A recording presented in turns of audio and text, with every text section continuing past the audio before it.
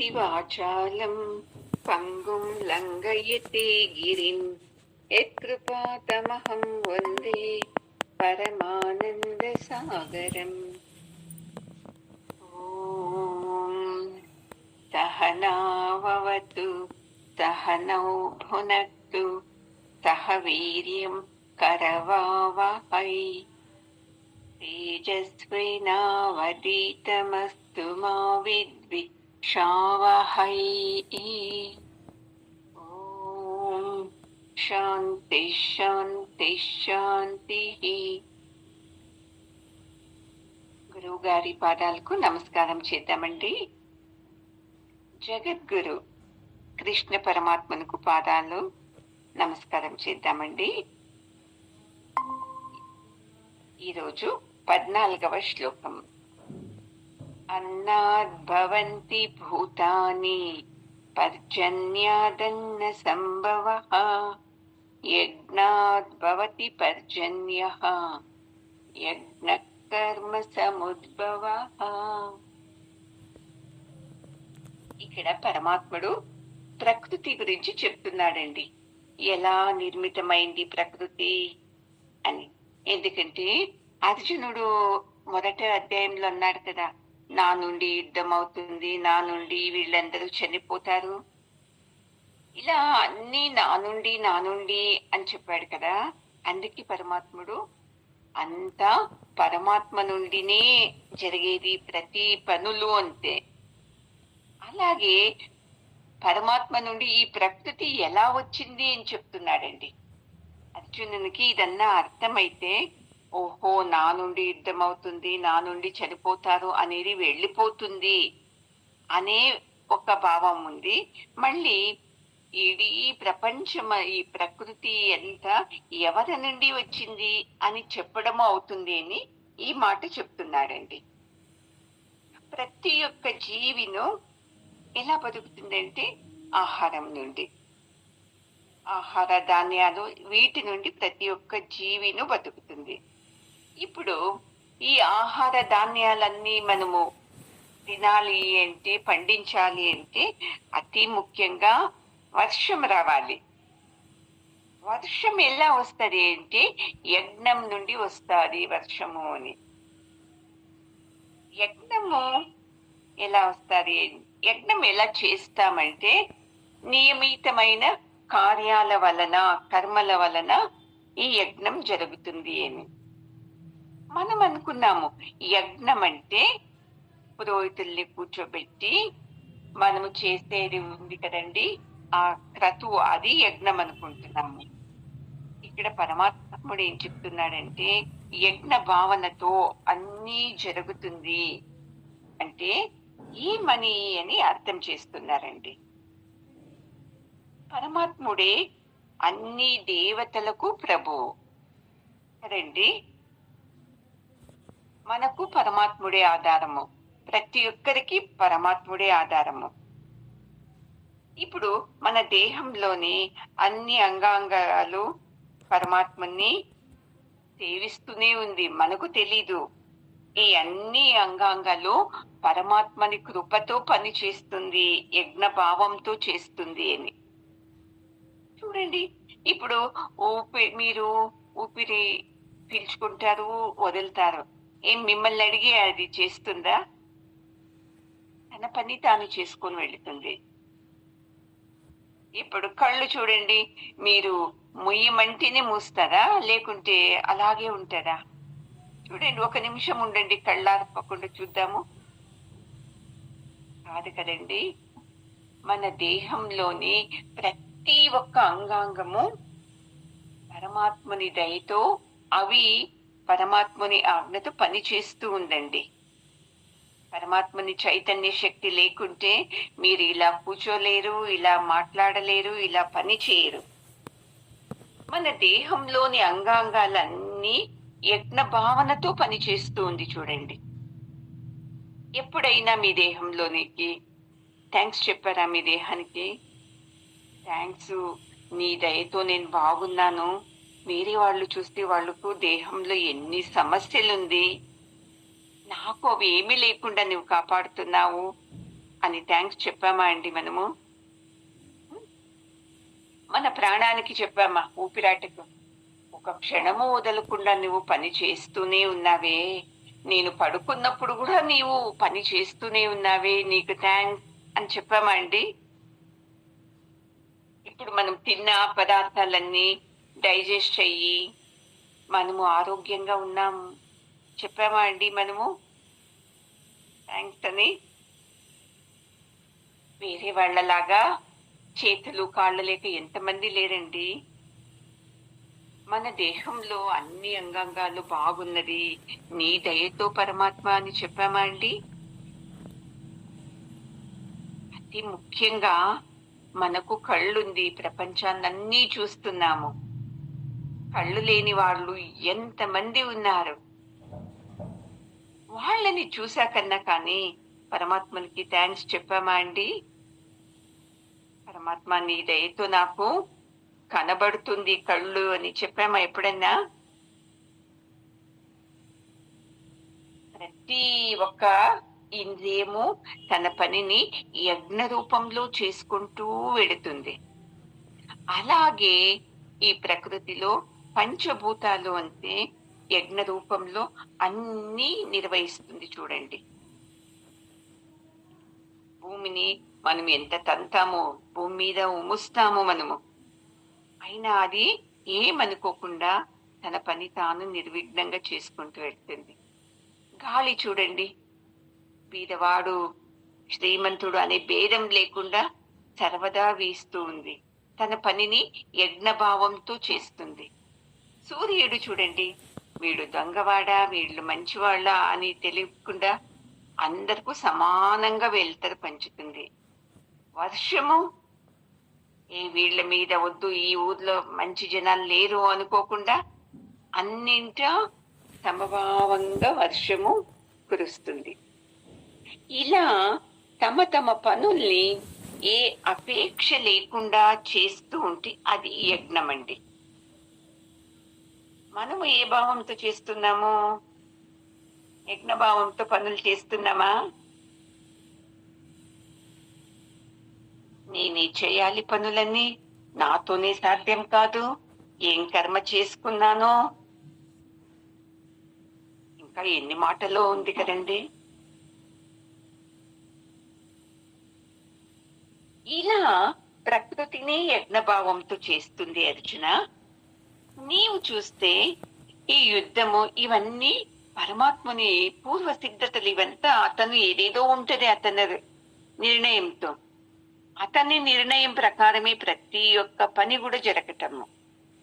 నీవు చూస్తే నా నుండి యుద్ధం అవుతుంది, నా నుండి వీళ్ళందరూ చనిపోతారు, నా నుండి వీళ్ళ భార్యలన్నీ విధవలవుతారు, నా నుండి వీళ్ళ పితృకర్మలు చేసేదానికి కాదు, ఎన్ని చెప్పాడు కదండి. అందుకే పరమాత్ముడు నా నుండి అనేది ఏమీ కాదు, ప్రతి ఒక్కటి ఆ పరమాత్ముని నిర్ణయంతో అయ్యేది పనులన్నీ. దీన్ని అర్థం చేసుకో అర్జున, నీవు ఎందుకు అర్థం చేసుకుంటా లేదు అని అంటున్నాడు చూడండి. ఇంద్రుడు, చంద్రుడు, వరుణ, ఈ దేవతలన్నీ పరమాత్ముడే నిర్వహించాడు. ఈ పనులు మీరు చేయండి, ఈ పనులు మీరు చేయండి అని.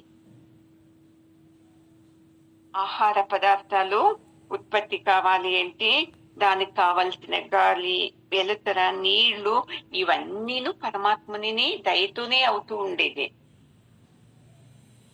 అందుకే చూడండి, మనము వంట చేశాక ఏం పరమాత్ముని దగ్గర పెడతాము, పెట్టి ఏదో ఒక మంత్రం చదువుతాము. ఎందుకు? అతని నుండి వచ్చింది ఇవంతా మనకు, అందుకే అతనుకు మొదటగా సమర్పిస్తాము అని చేయమా అండి? అలా చేస్తే అది కూడా యజ్ఞమే అండి. మా ఆయన తెచ్చారు ఇది, అందుకే నీకు పూజ చేస్తున్నాను, ఈ భావం వెళ్ళిపోవాలి. నీ దయతో నా కొడుకు సంపాదిస్తున్నాడు, నీ దయతో మా ఆయన సంపాదిస్తున్నాడు, నీ దయతో నేను ఇవన్నీ వండి నీకు పెడుతున్నాను, ఈ భావతో, ఈ యజ్ఞ భావనతో చేయాలి చూడండి. అప్పుడు మనము ఇలా చేశామంటే ఏ దేవుళ్ళని పూజించే అవసరమే రాదు. ఎందుకంటే ప్రతి ఒక్క పనిలో పరమాత్మని మనం కలుపుకుంటున్నాము. నేను ఇంతసేపు సత్సంగం చేయాలి అంటే పరమాత్మ నీవిచ్చిన శక్తితో, నీవిచ్చిన జ్ఞానంతో. ఈ ఫోను సిగ్నల్ లేక కట్ కాలేదు. నీ దయతో వినేవాళ్ళును ఆరోగ్యంగా వింటున్నారు. అది నీ దయతో. ఇలా ఎవరంటారో అది ఎంత ఏమవుతుందండి? యజ్ఞం అవుతుంది. ఈ భావనతో చేసేవాళ్ళు ఏ పూజలు చేయకున్నా పర్లేదు. అలాగని పూజ వదిలేయద్దండి. అది చేయాలి. పరమాత్ముడు చెప్తున్నాడు ఇదే కృష్ణ ప్రజ్ఞ అని చెప్పి. ఇలా చేసామంటే పరమాత్మునికి సమర్పించి లోకా సమస్త సుఖినో భవంతు అంటారు. అన్నదాత సుఖినో భవంతు అంటారు. ఓం అన్నపూర్ణాయే నమః అని 3 తూర్లు చెప్తారు. అప్పుడు చెప్పినప్పుడు ఏమైతుంది తెలుసా అండి? ఈ ఆహారం అంతా ప్రసాదం అవుతుంది. ఆ ప్రసాదాన్ని సేవిస్తే ఆరోగ్యం బాగుంటది, మనసు బాగుంటది. చూడండి, ఇప్పుడు మీరు వంట చేస్తున్నారు, అన్నం చేస్తున్నారు. ఆ బియ్యం రావాలి అంటే మా ఆయన సంపాదిస్తాడు, డబ్బుంది, మేము అంగిట్లో కొనుక్కుంటాము. కాదండి, వెనకాలకు వెళ్ళండి. రైతులు పండిస్తారు. పాపం వాళ్ళతో డబ్బు ఉండదు. వాళ్ళు వేరే వాళ్ళతో అప్పు తీసుకుంటారు. ఎంత కష్టపడతారు వాళ్ళు. దుఃఖమే ఉంటది. ఒక పొలంలో మనము పని చేయాలంటే ఎంత కష్టం ఉంటుంది. అది ఎంత అయ్యాక దానికి సరైన వెల రావాలి కదండి. ఆ రైతు ఎంత సంతోషిస్తాడు. తక్కువ వెల వచ్చినప్పుడు ఎంత దుఃఖిస్తాడు.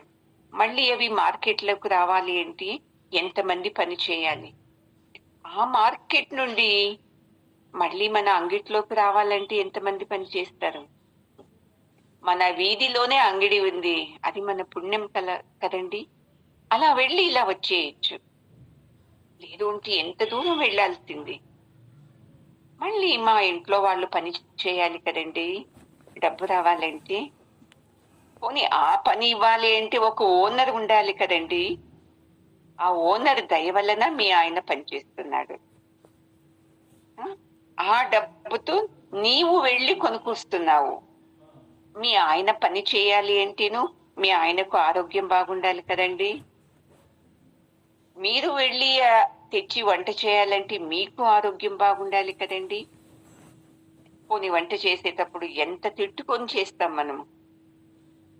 ఇంట్లో అతను డబ్బిచ్చేటప్పుడు అతను ఎన్ని మాటలు అంటాడు. నీకోసము సంపాదిస్తున్నాను, ఏదేదో ఉంటది కదండి సంసారంలో. ఇవన్నీ బాధలు మనం తినే ఆహారంలోకి రాకుండా ఉండాలి అంటే ఇలా పరమాత్మకు నైవేద్యం చేయాలి. ఈ ప్రసాదము నా ముందు రావాలి అంటే ఎంతమంది శ్రమించింటారు పరమాత్మ. వాళ్ళందరినీ చల్లగా కాపాడు అని మనం ప్రసాదం సేవించామంటే ఆరోగ్యం బాగుంటుందండి. అహంకారము తగ్గుతుంది. ఎందుకంటే నేను వంట చేశాను, మా ఆయన తెచ్చిచ్చారు, ఇది చాలా ఉంటది మనకు. దాని వెనకాల ఇంత యజ్ఞం నడిస్తే మనకు ఆహారం వస్తుంది కదండి. ఇవన్నీ యోచించామా మనము? ఒక్క నిమిషం అండి, ఎవరో వచ్చారు, ఒక నిమిషం. అన్ని యజ్ఞభావంతో చేస్తుంది అర్జున. అలాగే నీవు అంటే నీ నుండి యుద్ధం ఏం జరగటం లేదు. ఇదంతా పరమాత్ముని ఆజ్ఞతో జరగటం. ఇలా అర్థం చేసుకో. నువ్వు ఎందుకు నీవు ఇలా అర్థం చేసుకోకుండా నా నుండి అని అంటున్నావు అని పరమాత్ముడు చెప్తున్నాడండి. ఇది అర్థం అవుతే ప్రకృతిని పరమాత్ముడే యజ్ఞభావంతో పని చేస్తున్నాడు, మనం ఎందుకు చేయటం లేదు అని మనకు అర్థమవుతుందండి. చూడండి, వర్షం ఎలా వస్తుంది? అది యజ్ఞభావంతోనే చేస్తుంది. సూర్యుడు తన శాకంతో నీళ్లనన్నీ తీసుకుంటాడు, మళ్ళీ అది వర్షంగా వస్తుంది. ఇది యజ్ఞము. ఇలా మనం ప్రతి ఒక్కటి అర్థం చేసుకుంటే నేను చేస్తున్నాను నా నుండి అవుతుంది అనేది వెళ్ళిపోతుంది అని చెప్తున్నాడండి పరమాత్ముడు. ఇది అర్థం కాలేదు అంటే ప్రతి ఒక్కటి నా నుండి అవుతుంది నా నుండి అవుతుంది అనే చెప్తామండి. ప్రతి ఒక్కటి చూడండి, ప్రతి ఒక్కటి నా నుండి అనేది మనం తీసేయాలి. నేను ఎంత బాగా అందంగా ఉన్నాను, నీ పరమాత్ముని శక్తి ఉంటే నీకు అందం వస్తుంది, పరమాత్ముని శక్తి లేకుంటే అందం ఉంటుందా? ఇలా మనం అనుకోవాలి చూడండి. అప్పుడే మనము పరమాత్మునికి యజ్ఞభావంతో పూజలు చేస్తున్నాము అని అర్థము. ప్రతి జీవికు కావాల్సింది అన్నమే. అది మనం అంటాం అన్నం అంటే బియ్యంతో చేసింది అన్నమే కాదండి. మనము ఏదేది తింటున్నామో ప్రతి ఒక్కటి అన్నమే. బిస్కెట్ తింటాం, అది అన్నమే. పాలు తాగుతాము, అది అన్నమే. ఇలా అర్థం చేసుకోవాలి మనము. ఇవన్నీ మనకు రావాలి అంటే వర్షం నుండినే ఇవన్నీ సాధ్యము. ఎలా అంటే యజ్ఞం నుండి. ప్రకృతి ఎంత యజ్ఞభావంతో చేస్తుంది కదండి. ఇలా అర్థం చేసుకుని వెళ్ళాలి చూడండి. మనకి ఇది అర్థం కాకుంటే అంతా నా నుండి అనేదే వచ్చేస్తారు. అర్జునునికి అహంకారం దింపుతున్నాడు పరమాత్ముడు. మళ్ళీ ప్రకృతి గురించి చెప్తున్నాడు. ఇలా రెండు విధాలుగా పరమాత్ముడు మాట్లాడుతున్నాడండి. అలాగే చూడండి ఎంత విషదంగా చెప్తున్నాడంటే, ఇప్పుడు నోటితో నుండి స్వీకరించేది ఆహారం కాదు అర్జున, మరి ఇంకేలాగా అంటే ఇప్పుడు కంటితో ఇవన్నీ చూస్తున్నాం కదా, ఎంత బాగుంది అంటాము, ఏం బాగలేదు అంటాము. ఇది కూడా కంటికి ఆహారమే అని చెప్తున్నాడు చూడండి పరమాత్ముడు. చెవులో వింటున్నాము, మంచిది వింటాము, చెడ్డది అది ఇంకా ఎక్కువ వింటాము. చెవికి ఆహారం ఇది. నోటి నుండి మాట్లాడుతున్నాము, అది కూడా ఆహారమే. చూడండి ఇలా విస్తారంగా యోచిస్తే మనము మన ఇంద్రియాలన్నిటి నుండినూ ఆహారం స్వీకరిస్తూనే ఉన్నాము అని.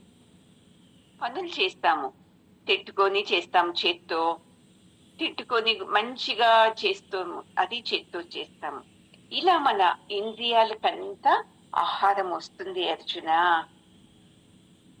ఇప్పుడు చూడండి, ఇప్పుడు మొన్న మా పక్క ఇంట్లో బయట తట్టు ఏదో పిల్లిని యాక్సిడెంట్ అయితే చనిపోయేసింది. దాన్ని తీసి పక్కన వేసేస్తే ఆ పిల్లిని చూడండి, మళ్ళీ చూసాను సాయంకాలం నేను, ఎన్ని చీమలు తింటుంది.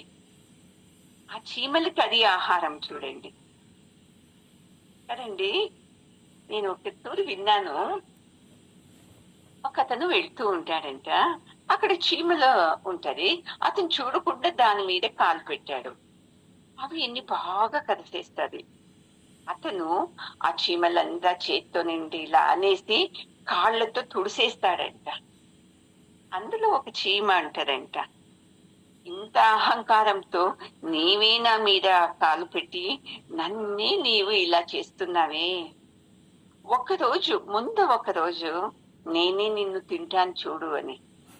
అప్పుడు అతను నవ్వుతాడంట, ఏ మూర్ఖుడా, నీవు నన్ను తింటావా, ఇది ఎలా సాధ్యమో, ఇంత అహంకారం నీకు పనికి రాదు అని వెళ్ళిపోతాడంట. కొన్ని రోజుల తర్వాత అతను చనిపోతాడంట, మట్టిలో పూర్తి చేస్తారంట. అప్పుడు ఏమవుతుంది, చీమలు ఏదేదో క్రిములన్నీ తింటారు కదండి.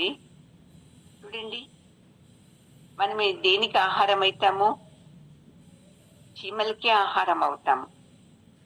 చీమలకు మనం ఆహారం అని మనం అనుకుంటాము, చీమలకి మనము అన్నం అవుతామండి. అందుకే మనము అన్నం నుండినే పుడతాము, మళ్ళీ అన్నంలోకి లీనమవుతాము అని. మనం పుట్టాలి అంటే ఎలా సాధ్యము? మా అమ్మ నాన్న కలుస్తారు, ఆ వీర్యము అండము విడుదలవుతుంది, అందుకు నేను పుట్టాను, దీంట్లో అన్నం ఎలా వస్తుంది అని అనుకుంటారు కదండి. ఇప్పుడు మీ అమ్మా నాన్న సంతోషంగా ఉండాలి అంటే వాళ్ళకి ఏం కావాలి, అన్నం కావాలి. అన్నం తింటే వాళ్ళలో శక్తి వస్తుంది, ఆ శక్తి నుండి వాళ్లకు ఒక కార్యం జరుగుతుంది, దాని నుండి నీ వస్తావు. చూడండి ఎక్కడెక్కడికి లింక్ ఇస్తున్నాడు పరమాత్ముడు. ఆ అన్నం రావాలి అంటే వర్షం రావాలి, వర్షం రావాలి అంటే యజ్ఞం జరగాలి. ఇలా అర్జున ఒకటి నుండి ఒకటికి లింక్ ఉంది, అంతే తప్ప నీ నుండి ఇది అవుతుంది అనే అది వెళ్ళిపోవాలి మనకు. లేదు అంటే చూడండి అహంకారమే మనలో. సూర్యుడు నిరంతరంగా తన కిరణాల్ని పంపిస్తూనే ఉంటాడు భూమి మీదకు, అది ఒక యజ్ఞం అవుతుంది. ఇలాంటి యజ్ఞమాన్ని నీవు అర్థం చేసుకోవాలి అంటే నీవు వేదం నుండి తెలుసుకోవాలి. వేదంలో ఏముంది? ఆ అక్షర స్వరూపుడైన పరమాత్ముడు ఉన్నాడు. అప్పుడైతే మనము ఆనందంగా ఉంటాము అర్జున.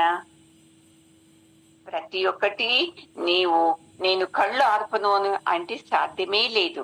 పరమాత్ముడు దాని విధంగా ఎలా చేయాలో అలా చేస్తూనే ఉంటాడు.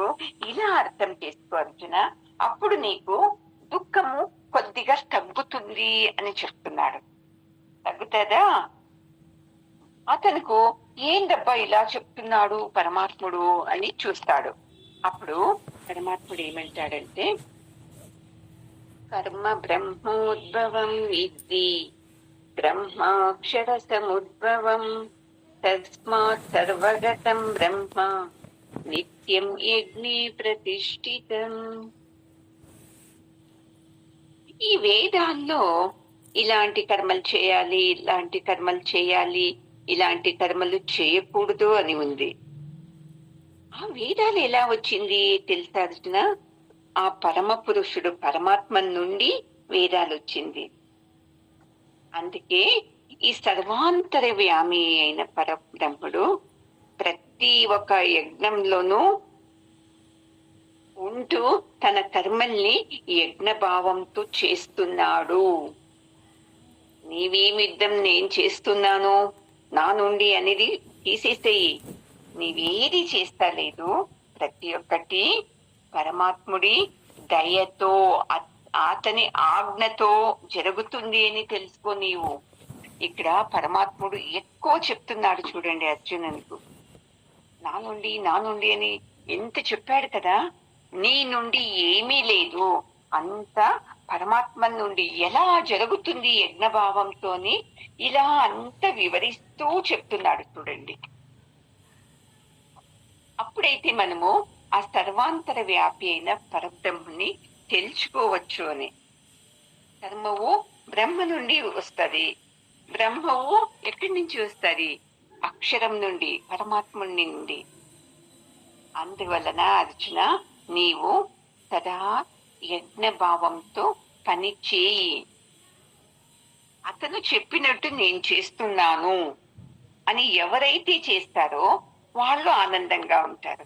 నా నుండి అవుతుంది, నేనే చేయాలా, నాకేం కర్మ ఇది అని వాళ్ళు ఎప్పుడు దుఃఖిస్తూ ఉంటారు చూడండి. పడుకునేటప్పుడు మనము ఎంతసేపు అయింది, ఎన్ని పనులుంది, పడుకోవాలప్పా అని పడుకుంటాము. పడుకునేటప్పుడు ఆనందంగా పడుకుంటామా? పరమాత్మ ఎన్ని పనులు చేయించావు ఈ రోజు నాతో, నీకు ధన్యవాదాలు చెప్పము. పొద్దున్నే లేసేటప్పుడు తిట్టుకుంటూనే లేస్తాము. చేయాలి, వంట చేయాలి, ఏంది ఇంత వయసు అయితేను నాతోనే చాలైపోయింది సంసారము, ఈ జీవితమే వద్దు అని ఇంజెక్షన్ ఇచ్చుకుంటూనే పనిచేస్తాము, లేస్తాము. ఇంకొద్దిసేపు పడుకుంటాము అంటే వీడి లేదే, చేయాలే వంట అని లేస్తాము. పొద్దున్నే లేసేటప్పుడు పరమాత్మ ఇంత శక్తి ఇచ్చావు, ఆరోగ్యం ఇచ్చావు. చూడండి, కొంతమంది నిద్రలోనే ప్రాణం వదిలేస్తారు. మళ్ళీ నేను లేచి ఈ జగత్తుని చూస్తున్నాను అంటే నీ కృప, నీ దయతో నాకు ఇంకా ఒకరోజు ఆయుస్సు ఎక్కువైంది. చెప్తామా అండి? నేనే చేయాలి, నేనే పెట్టాలి, అని చేస్తామో ఎప్పుడు స్మరిస్తాము పరమాత్ముని అంటే ఏం సమస్యలు మనకు తక్కువ ఉన్నవా అండి? గురువుగారు చెప్తారు 3 కిలోమీటర్ల దూరం వరకు సమస్యలే ఉంది అంటే ఒకదాని వెంట ఒకదాని వెంట ఒకదాని వెంట చూద్దామంటే 3 కిలోమీటర్ల కన్నా ఎక్కువే ఉంటుందంటే సమస్యల లిస్ట్. ఏదో మన పుణ్యం కొద్ది ఒక సమస్య ఏమన్నా పరిష్కారం అయితే అమ్మా ఎంత సంతోషం అవుతుందంట. అమ్మా సద్యానికి నేను చేసిన పూజల వలన నాకు ఇది దొరికింది అని సంతోషిస్తామంట.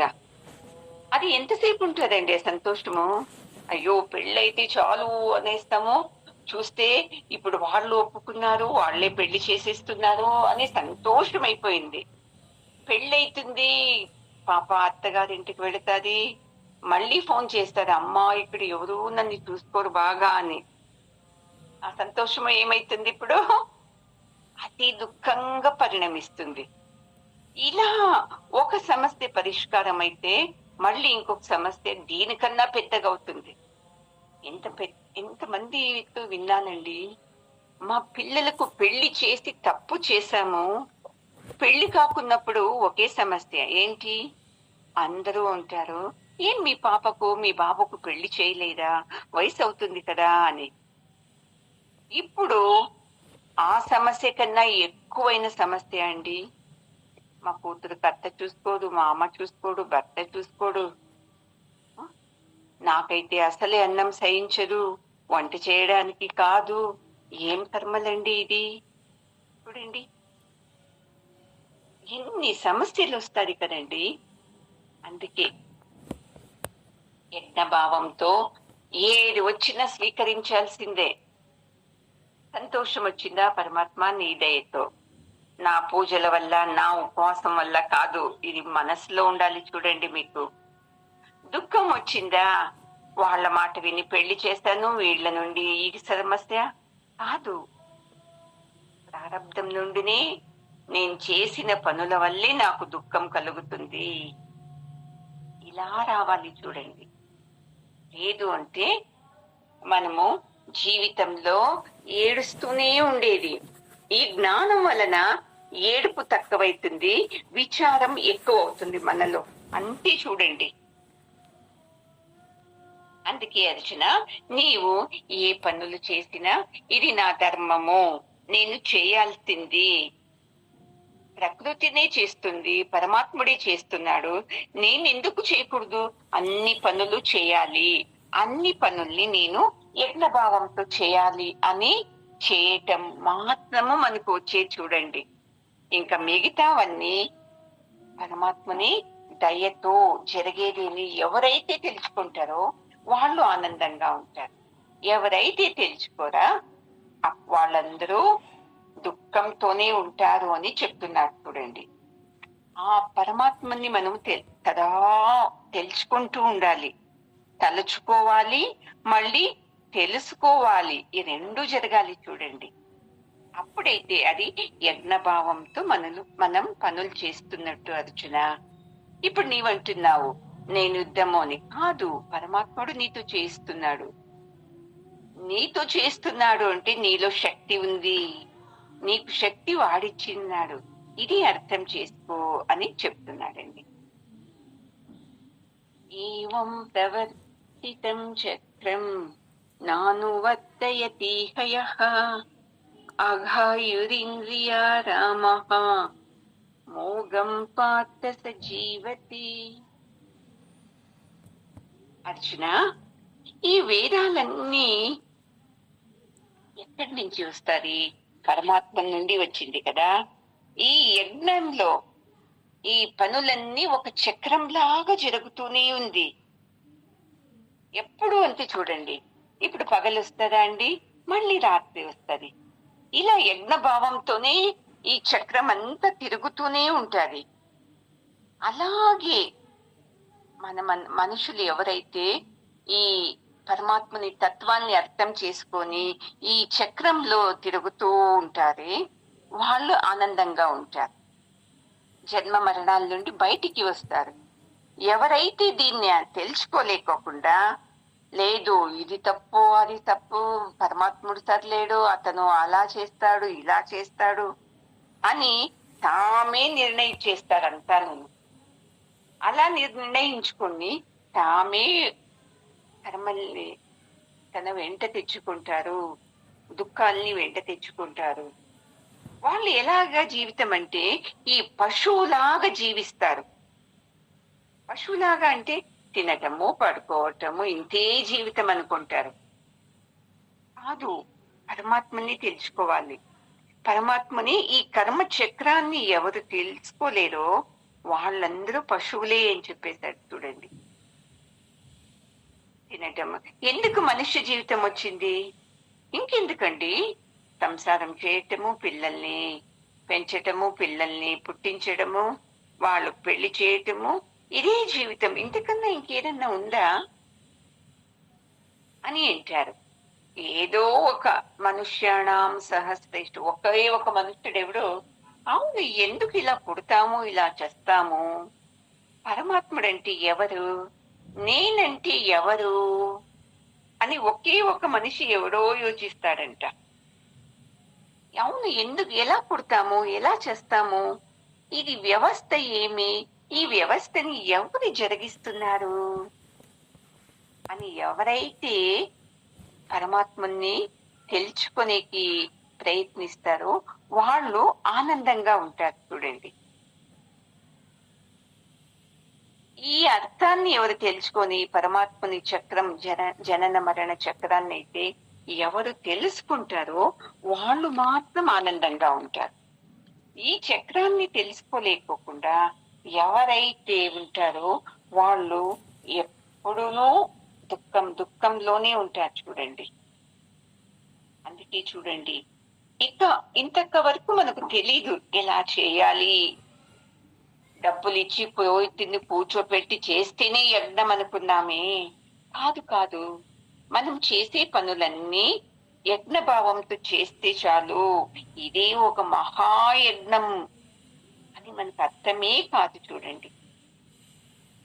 ఈ జ్ఞానం ఎవరు తీసుకుంటారో వాళ్ళు మాత్రమే ఈ భావంతో చేయడానికి సాధ్యమవుతుంది.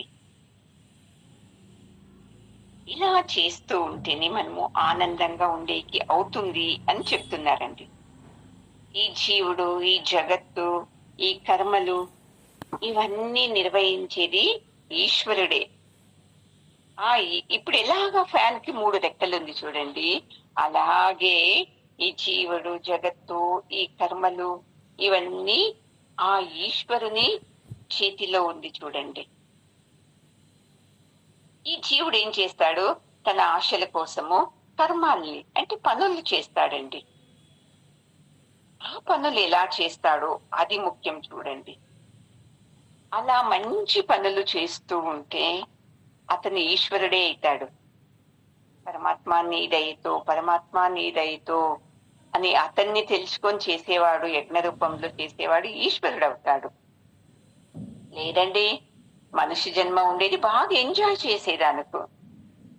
ఈ జన్మలో ఎంజాయ్ చేయకోకుండా ఉంటే ఏ జన్మలో చేస్తామండి అని తన సుఖాల్లోనే తేలియాడేవాడు.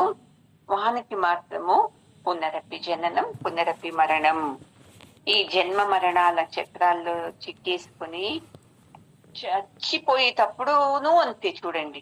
అయ్యో నా మనవరాల్ని చూడాల్సిందే, అది తినాల్సిందే, ఇది చేయాల్సిందే, ఇలానే చేస్తాడు తప్ప అప్పో ఈ ప్రాణం వెళ్ళిపోతుంది పరమాత్మని తలుస్తాము అని లేనే లేదు చూడండి.